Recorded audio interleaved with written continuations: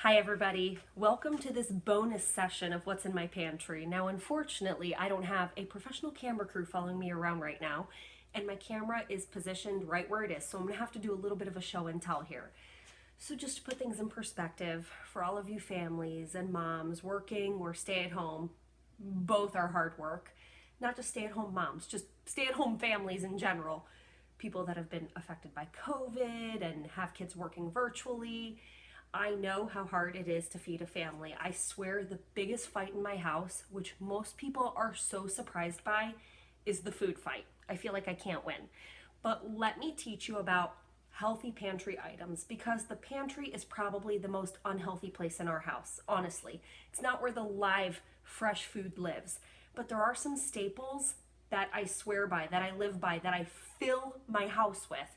And there are some things that end up in my pantry that I'm not that proud of. Some by me, by default, because I'm worn down, broken down, and just get it because I'm tired of fighting the fight. And some of them are brought in by even my kids or by other people that shop and bring food into my house. So here's how I set my pantry up. So I'm going to do a little bit of a show and tell here. So I'm going to turn things around. So first and foremost, this is the first part of my pantry. So one thing I've always done is I try to keep cereals high up. Why? Because I don't want my kids to reach that. So I want the stuff that's higher up harder to get to, the unhealthy stuff higher up versus what I keep at kind of eye level, lower level. Now my kids are now 10, 12, 14, and I have a 1-year-old. So those rules were great when my children were little. Now that they're older, bigger, they can reach everything on the top shelf. So as far as cereals go, cereal is not generally breakfast at my house. It's an evening snack or something crunchy, sweet that they have at night. And I do try to still buy healthy cereals. So one thing you see here is this little Udi's gluten-free mug meal. And just so we're clear, this is dessert in my house. This is not breakfast. This is gluten-free, but it's kind of got a lot of sugar in it. So it's a special treat, special occasion. It's dessert, not breakfast. When it does come to cereals, I always try to spotlight some so that they make good choices, if you can see that. So this week I'm putting out the dark chocolate almond. This is one of my family's favorites, this Cascadian Farm. I buy a lot of their stuff, and their pumpkin seed and flax. My kids love this. Now behind the scenes, I have Vans, Kashi, which is non-GMO for the record. I have Good Belly probiotics. I've got another Cascadian. I've got whatever. So there's always a variety of cereals. These last a long, long time in my pantry. So now here what I do is I put my grains in containers. So I have my lentils, my quinoa, my brown rice. Now I have so many grains. I'll show you that in a second. So I have these red lentils, which I don't mix with these lentils because I use them for different things. What I have here is I have a 1-year-old. So instead of buying the baby pouches, I try to buy the organic fruit ones. She's old enough where I don't have to buy the baby food, costs more, and I can buy these in bulk. They're great go-tos. And then I bought this goat milk-based toddler formula because when my kids stopped nursing, I transitioned them all not to cow's milk, but either to goat's milk or almond milk or coconut milk. My baby refuses all milk. So I bought this expensive goat milk-based toddler formula with methylfolate instead of folic acid and all these natural vitamins and fun stuff, and she absolutely refuses it. So it's sitting in my pantry, and I probably paid like $30 for it. So one thing that I found she does like is she actually likes smoothies. So instead of forcing her to drink milk, non-dairy milk, by the way, or trying to give her some type of formula, what I've done with her is we make her smoothies. She has a smoothie almost every day, some days twice a day. And we use plant-based protein powders for that. I'll use rice, I'll use pea.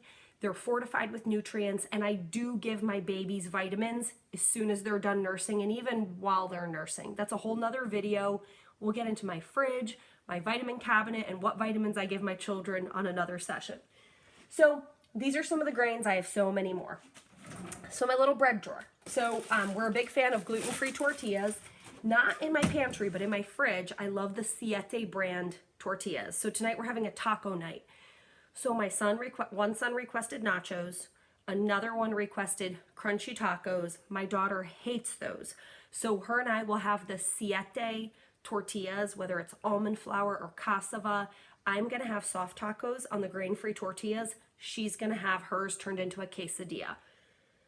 One meal, multiple ways to serve it. That's what I try to do to stay sane.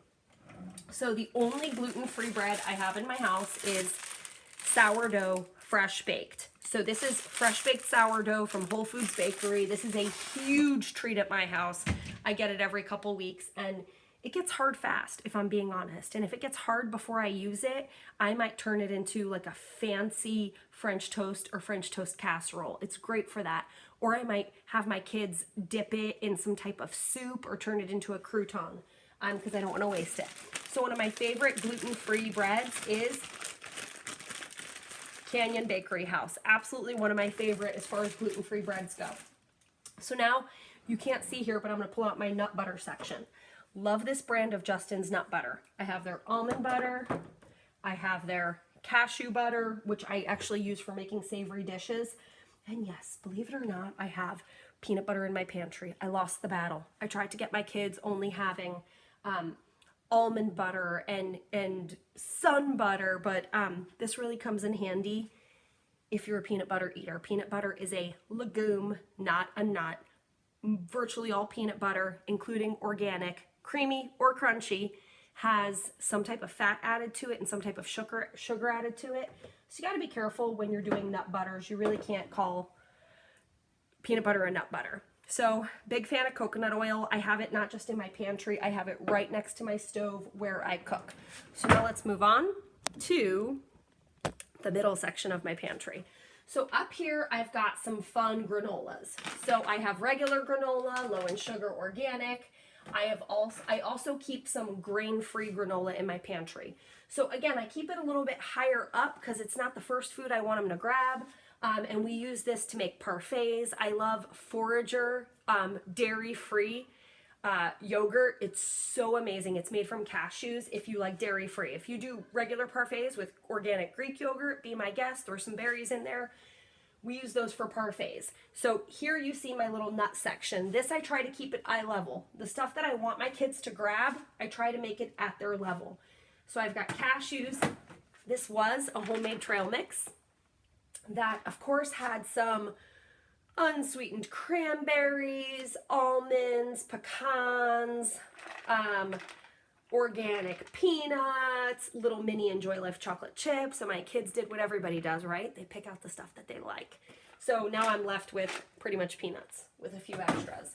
So I have raw almonds, and I always keep slivered almonds. I love to throw these in salads in place of croutons, but if I do want something in place of a crouton, if I'm doing a chicken tortilla soup or a salad, I might keep some tortilla strips instead of croutons. You could always use croutons or make your own. I love pumpkin seeds and sunflower seeds to throw in my salads as well. Chopped walnuts, chopped pecans. That's the stuff I like to throw in salads for crunch. If I'm just snacking on nuts, I know everybody prefers whole. And I even have these everything Parm crisps that I throw in salads in place of a crouton. So over here I have a drawer filled with protein bars. Lots of Cliff bars, Luna bars. Why? Because that's what's left. Now, I keep these in my pantry instead of candy bars, right? So if you have a sweet tooth, these come in the mini sizes. These do have a soy protein, not my favorite. I actually prefer, my daughter loves Kind bars, and I love Vega bars, but I've been out of those for a long, long time. So last but not least, I have my little potato and onion drawer, which you don't need to see, it's just potatoes and onions. And then I do have chips in my pantry. I'll give you some of my favorites because everybody likes salty, crunchy, and I'll give you better alternatives to chips in just a moment. We have organic Doritos. Yes, my kids are irritated every time they see organic Doritos. Why can't we have the real Doritos? I'm like, you're lucky I got the Doritos, okay? And oftentimes they come home after sports, stopped at the gas station, somebody in a carpool, or their grandparents, and they have the non-organic Doritos, right? I can control what's in my house, what's in my pantry. I cannot necessarily control every moment, and I don't try to, because control is just not realistic. They're little people at this age, and they're going to have things and get exposed to things that are out of my hands. My kids don't have any anaphylactic allergies, so therefore I just surrender sometimes. So one brand that I do like is this Kettle brand. I'm a big fan as far as chips are concerned. Even, we love these tortilla chips, these donkey chips. One thing, if you are grain-free, I'm a big fan of, is the Siete brand cassava tortilla chips. It's hard to eat a whole bag of cassava chips. It's easy to eat a whole bag of Doritos. So now I'm gonna move you over to the oil / baking section / drink section. Okay, so right here. So right here you can see, this is what I use for cooking. I use pink Himalayan sea salt. I also use Celtic sea salt. These I don't personally have, but I have them in case we have company. So I like this True Lemon. Throw it in your drink to flavor it. And I keep stevia, which I don't like stevia, but I keep it here in case I have company. And as far as sweeteners are concerned, I always have organic agave. I also usually have some raw honey. I happen to have a patient that has a bee farm, so I get local honey from her and also organic maple syrup. If you can see here, these are a lot of the things I use for cooking. Apple butter. I love this Primal Kitchen brand. This is probably my favorite salad dressing. I have lots and lots of curry pastes, lots of cider vinegar, nutritional yeast, rice vinegar, white wine vinegar. So these are some staples here. When it comes to condiments, I just stick to the natural stuff. If your kids love ramen, I love this brand of bone broth, this Kettle and Fire. And here I happen to have rice ramen. So I don't know if your kids are if you have teenagers, you know they're super hooked on ramen. So I try to just have some healthier options available. Everything is organic and canned. As far as other pantry items, I love this brand of tuna. It's our go-to, Wild Planet Albacore. As far as making your own broths and roasts, this is an MSG-free vegetable seasoning that I use in a lot of homemade cooking. And I also like for salad dressings and marinades, Bragg's and this other brand, Simple Girl, if you're looking for no sugar added, if you do prefer low fat. Otherwise, those are just some staples. I keep a lot of my organic tomatoes bought in bulk as well for that purpose. So let's talk about drinks. So some of the drinks that we keep around our house, I'm not claiming them to be super healthy, but almost to appease others, is big fan of sparkling water or LaCroix. I like the Pellegrino Perrier, actual mineral water instead of club soda, as a good option. I usually brew my own unsweetened tea, but I have some to go just in case somebody wants to grab it and go.